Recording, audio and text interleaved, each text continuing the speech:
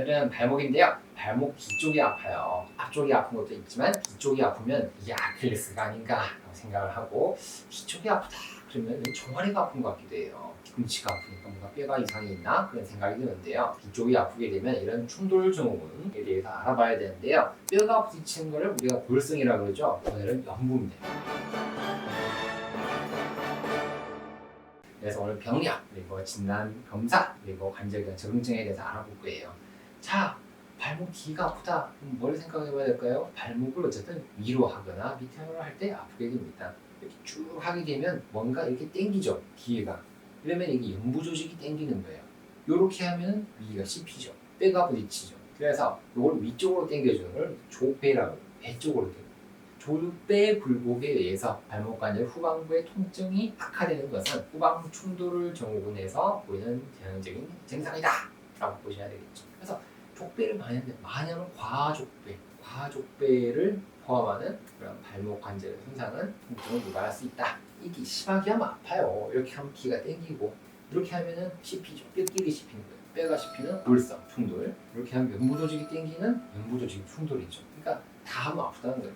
자, 검사 눌러봐야 됩니다. 이학적 검사라는 거죠. 앞통 눌러서 아픈 게 있는 것인가. 뒤쪽을 이렇게 만져보는 거예요. 발목 뒤쪽 딱딱딱 만져봐가지고 이쪽에 압박을 가했을 때 통증이 있더라. 특히나 발을 이렇게 내려봤을 때 느끼는 통증과 비슷한 통증이 발목에 있더라 그러면 이거는 이학적 검사 양성이다. 발목 관절 후방에 연부 조직 충돌이 있구나라는 것을 알 수 있는 거죠. 꾹꾹 눌렀을 때 아픈데 이렇게 내려도 아프더라. 그러면 이거 맞다 라고 보셔야 되겠죠. 소리가 납니다. 연발 이런 차카차카 소리가 나요. 뜨끄뜨끄 탁탁 뚝뚝 이런 여러 가지 소리예요. 사람마다 소리를 다양하게 표현을 하는 거예요. 소리는 비슷하게 나는데 띡띡이냐, 딸깍이냐, 찰칵이냐 다 다르잖아요. 맞죠? 무릎에 소리가 뚝뚝 나는 사람도 있고 어떤 사람 우두두, 뜨득뜨득, 티티티티 소리가 다양하다. 어쨌든 소리가 난다. 연발음, 찰칵음이라고 이야기합니다. 스냅.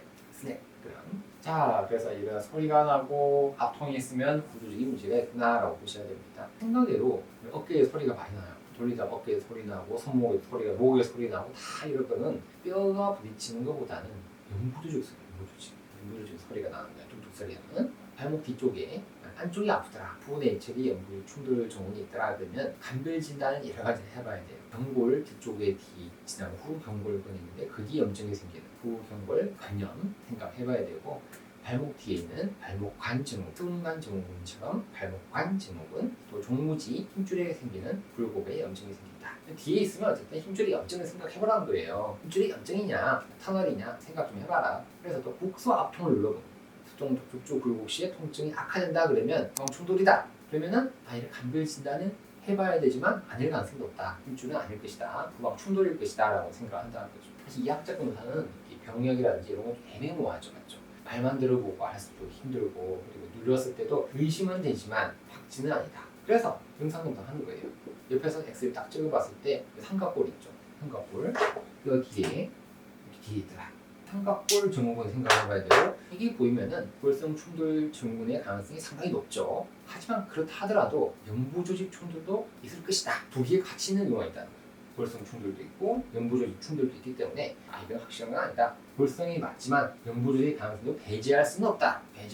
같이 있을 수도 있다. 발목을 이렇게 하면 밑으로 하면 골성, 위로 하면 연부 조직이다. 다 생길 수 있다는 거죠. 그래서 제일 중요한 건 MRI가 되는 거죠. 후방 연부 조직 충돌을 상태 평가하는데 가장 유용한 방법이다. 옆에서 봐야 돼요. 앞에서 보면 잘 안 보이고 옆에서 봤을 때 부경비인데 뒤쪽에 있는 인대가 있거든요. 저번 시간에 부경비 인대에 대한 설명을 많이 했죠. PIPFL이라고 하는데 후방 경비 인대에 대해서 제가 사진 보여주면 설명했잖아요. 이 녀석이 경골 천장에서 떨어진 것을 볼 수가 있는 거예요. 파일렉터, 후방 경비 인대 파일렉터 볼 수 있어요. 뒤쪽에서. 그러면 인대가 문제가 있으면 움직일 수 있죠. 그런 전이를 측정해 볼 수 있다는 거죠. MRI 삼각인대 잘 보여요. 그러면 손상이 있구나.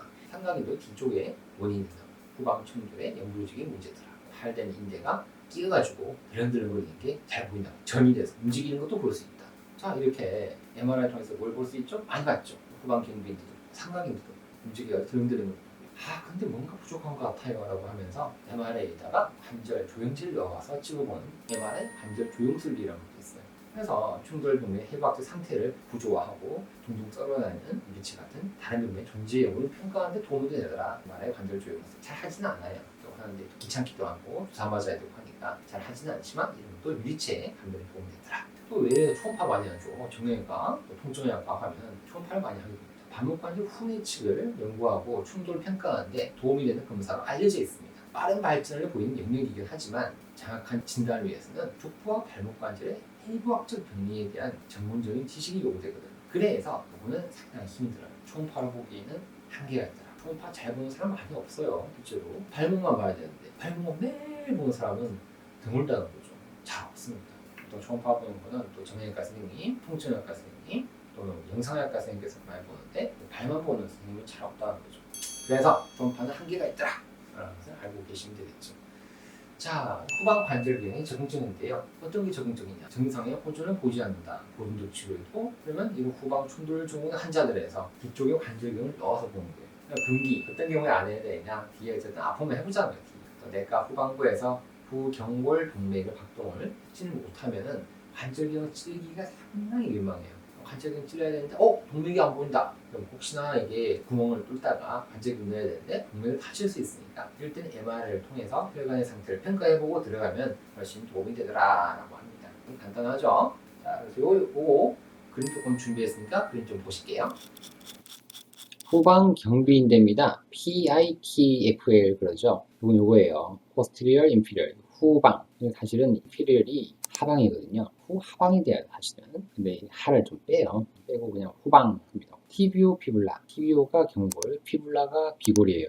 경비인, 리가멘트가 인대근. 자, 그리고 여기 또 있죠. 뭔가 또 있어요. PTFL이죠. PITFL. I를 붙여줍니다. 후하방 경비인데 하를 붙여서 구분하는 거예요. 빼게 되면요. PTFL 똑같죠. 이름만 달라요. TBO가 아니라 탈로가 돼요. 탈로. 발목 앞쪽에 보면 전거비 인대가 있죠. 전거비가 있는데 후거비 인대예요. 겁이 없는 인대입니다. 앞쪽이 있고 뒤쪽이 됐어요. 그래서 겁이, 이거는 경비. 네, 오늘 본 후방 경비인대인데 경골과 비골이에요. 경골과 비골 뒤쪽이죠. 후방 경비인대. 자, 이게 잘 연결돼 있죠. 이쪽 가운데까지. 근데 오른쪽 거 여기 보면은 뭔가 이상하죠. 팔 됐죠. 이 녀석은 후방 경비인대 팔이다라고 보셔야 되겠죠. 쉽게 보면 되죠. 연결돼 있으면 정상이죠. 자, 화살표 부위가 보이는데요. 후방 경비인대 팔돼서 뭔가 앞으로 떨어져서 말려 들어가 있죠. 그래서 요거만 보고 후방 경비인대 팔이라고 진단이 되지만 요거 보고 잘 모르겠네 하지만 이렇게 정의되어 있으면 이것도 후방 경비인대 심층부의 표층부가 아니라 심층부의 팔이다 라고 보셔야 되겠죠. 후방 경비인대는 표층과 심층이 있다고 그랬잖아요. 심부가 팔된 거예요.